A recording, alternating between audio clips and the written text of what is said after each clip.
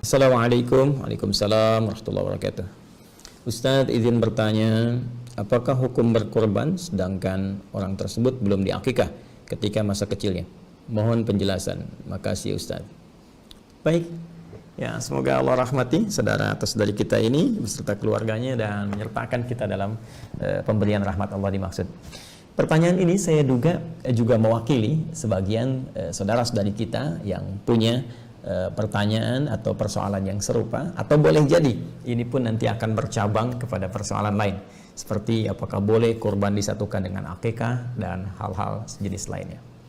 Baik, kita coba uraikan dulu dan seperti biasa kita pahami dulu dasar persoalannya sehingga pemahaman kita bisa lebih lengkap dan terukur, serta dari ukuran itu bisa menunaikan amalan dimaksud dengan lebih baik. Ya, Ustadz, bisa nggak saya satukan kurbannya dengan akikah ini? Baik dalam kasusnya serupa di sini, misal lahiran anak pas menjelang Dzulhijjah, ya kan? Begitu lahir, pas waktu-waktunya mau kurban, bisa nggak di hari ketujuh ini atau kelipatannya misalnya saya sekalian kurban sekalian akikah? Ya, atau tadi saya mau sedekah, bisa nggak disamakan sedekah dengan kurbannya? Nah, di sini para ulama terbagi pada dua pendapat utama. Yang pertama, teman-teman sekalian, ada di kitab Musannafnya Ibnu Abi Syaibah. Ya, Musannaf Ibnu Abi Syaibah. Ya. Itu keterangan bahwa pendapat pertama diwakili oleh kalangan mazhab Hanafi, kemudian Hambali, juga ada juga pendapat dari Imam Al-Hasan Al-Basri, ya, Hasan Al-Basri, juga ada tambahan dari Ibnu Sirin, ya, yang cenderung pada pendapat bolehnya menyatukan dua ibadah ini, ya, dengan satu pelaksanaan. Ya, secara inti boleh kurban misalnya, ya, sekaligus dalam kurban itu disatukan dengan niat akikah. Ya, misalnya kalau untuk perempuan lahir terus pas bersamaan dengan Dzulhijjah, dia pengen kurban sekaligus dengan kurban itu disatukan untuk niat akikahnya. Nah, ini menurut pendapat yang pertama ini boleh, silahkan saja, sah saja untuk dilakukan. Jadi silahkan Anda berkurban kemudian niatkan sekalian untuk akikah. Atau dalam konteks yang sedekah ini boleh, silahkan berkurban niatkan sekalian untuk konteks sedekah, ya, dengan berharap akikah yang kemarin-kemarin juga Allah berkenan menerima ibadah terbaiknya. Ini pendapat yang pertama. Ini saya sertakan juga ulama-ulamanya kemudian ke atasnya di kitab yang bisa kita lacak. Kemudian yang kedua, teman-teman sekalian, ya, ada juga pendapat dari kalangan ulama Malikiyah, ya, yang disambungkan ke Imam Malik. Kemudian Syafi'iyah, di kalangan Syafi'iyah yang disambungkan kepada Imam Asy-Syafi'i. Ya, ini bisa dilacak di dalam kitab Fatawa Al-Fiqhiyah Kubra, ya, Fatawa Al-Fiqhiyah Al-Kubra karangan Ibnu Hajar Al-Haytami.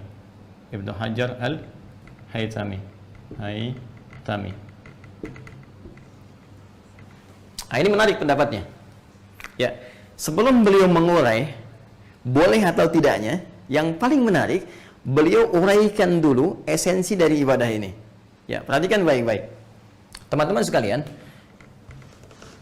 akikah seperti kita ketahui itu ibadah yang ditunaikan untuk bisa dengan ibadah itu diharapkan menjadi pengarah kepada anak dengan izin Allah supaya tumbuh lebih baik di masa depan. Karena itu ibadah ini spesifik ditujukan kepada anak. Kalau dalam bahasa kitabnya fidaul walad, ya, jadi penebus anak. Ini ibadah untuk anak sebelum dia dewasa. Sedangkan kurban, ini akikah, kurban itu tidak spesifik ditujukan kepada anak. tapi lebih kepada jiwa, kepada diri, fidaun nafsi, ya, korban, ya.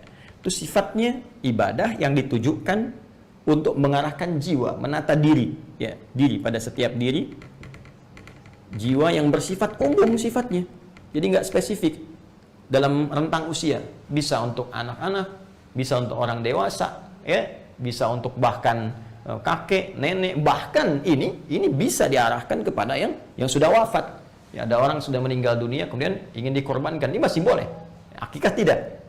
Ya, jadi dari sini dilihat kemudian oleh para ulama Malikiyah, Syafi'iyah dengan referensi yang saya sebutkan, karena sifatnya ini berbeda, beda jenis, ya, tidak sama, maka mereka lebih cenderung untuk memisahkan akikah dengan kurban. Akikah tersendiri, kurban tersendiri. Jadi kalau Anda ingin akikah, silahkan niatkan akikah, ya, dengan ketentuan yang berlaku. Kalau Anda ingin kurban, maka silahkan niatkan kurban. Nah, kapan waktunya? Kalau ada waktu akikah, karena spesifik akikah itu waktunya terbatas sampai menjelang dewasa, maka dalam konteks ini dahulukan akikah dulu. Jadi kalau ada pertanyaan, yang ketiga, Ustadz, mana yang dahulukan, akikah atau kurban? Maka dalam konteks ini, jika waktunya bersamaan dengan waktu spesifik akikah, anak ini lahir sampai tumbuh sebelum baligh misalnya, ada rezeki yang Allah titipkan pada kita, maka yang dahulukan akikah. Kenapa? Karena kurban ini waktunya itu masih panjang. Setiap tahun masih bisa ada. Anak telah dewasa pun masih kurban untuk diri sendirinya. Bahkan telah meninggal pun bisa dilakukan kurban yang diniatkan, ditujukan untuk yang tadi yang disebutkan, yang telah wafat. Ya, jadi dahulukan akikah kalau momentumnya bersamaan. Tapi kalau momentumnya sudah lewat dari sini, Anda bisa dahulukan kurban. Jelas ya? Kurban dahulukan karena ini sudah lewat waktunya. Kecuali tadi Anda ingin bersedekah untuk berniat menutup akikah yang telah lalu, bukan ibadah akikahnya tapi sedekahnya yang Anda lakukan, maka itu pun terpisah. Silahkan bersedekah di waktu yang lebih umum dan dahulukan kurban di waktu yang bersamaan dengannya, yaitu waktu-waktu di awal Dzulhijjah sampai dengan hari tasyriknya. Nah, ini analoginya begini. Jadi dalam syariat itu, ini tajam sekali ya, tajam sekali. Dalam syariat itu teman-teman sekalian, jadi ibadah yang bisa disatukan, ya, pertama itu jenisnya serupa, jenisnya sama. Yang kedua, yang diikutkan itu bukan ibadah pokok, ya, bukan ibadah pokok, ibadah penyerta sifatnya. Ya, contoh begini, saya contohkan sholat lah yang paling gampang, sholat. Ya, sekarang kita ingin menyatukan jenis-jenis sholat. Ya, jenisnya sama-sama sholat. Ya, sholat dengan sholat kita ingin satukan. Sekarang yang satu misalnya kita ingin sertakan kepada yang lain, maka yang boleh disatukan itu yang sifatnya bukan pokok, ya, bukan ibadah khusus dengan nama tersendiri. Contoh tahiyatul masjid. Ya, sholat tahiyatul masjid. Tahiyatul masjid itu bukan sholat yang berdiri sendiri, tapi lebih menunjuk pada keterangan Rasulullah setiap sholat 2 rakaat yang ditunaikan sebelum kita duduk di masjid. Semua jenis salat 2 rakaat. Kalau bahasa nabinya, bima makna qala Rasulullah sallallahu alaihi wasallam, "Idza dakhala ahadakumul masjidah." Ya, idza dakhala ahadakumul masjidah fala yajlisa hatta yusalli rak'atain. Idza dakhala, apabila akan masuk ahadakumul masjidah, satu di antara kalian ke masjid, ya, fala yajlisa, maka jangan langsung duduk. Jangan di sini sifatnya menunjuk kepada larangan yang diutamakan dalam pengertian sunnah. Gitu kan? Ya, hatta yusalli rak'atain, sampai dia salat 2 rakaat. Ya, jadi salat dulu 2 rakaat, kemudian baru dia duduk untuk i'tikaf. Ini sifatnya sunnah. Ya, artinya dalam keadaan terdesak pun dia kemudian mesti duduk, langsung duduk saja. Jangan dipaksakan kemudian sunnah menghambat kepada sesuatu yang lebih utama. Contoh dalam kasus khutbah Jumat. Ini banyak saya temukan, khatib sudah naik ke atas mimbar, bahkan tengah-tengah khutbah orang datang terlambat, terus maksa masuk ke dalam, masih tahiyatul masjid. Ya, yang paling celaka, yang masuk 1, 2, 3, 4 orang, khatibnya sudah masuk khutbah kedua, udah mau ditutup, datang sholat lagi. Ya, kapan ditutupnya?